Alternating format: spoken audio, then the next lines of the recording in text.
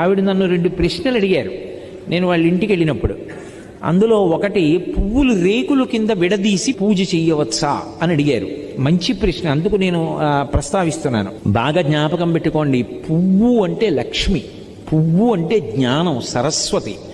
పువ్వు అంత కోమలమైనది, పువ్వంత పరిమళంతో కూడుకున్నది, పువ్వంత మంగళప్రదమైన వస్తువు లోకంలో లేదు. అందులో ఎర్రటి పువ్వు కానీ నేల మీద పడి ఉందనుకోండి, ఎవరైనా సరే దాన్ని తీసేయాలి ముందు, అది కింద ఉండకూడదు. ఎందుకో తెలుసా? ఎర్ర పువ్వు కింద పడి సువాసిని కానీ ఎవ్వరూ తొక్కకూడదు, సువాసిని ప్రత్యేకించి తొక్కకూడదు. ఎందుకంటే అది సౌభాగ్య వస్తువు ఎర్ర పువ్వు.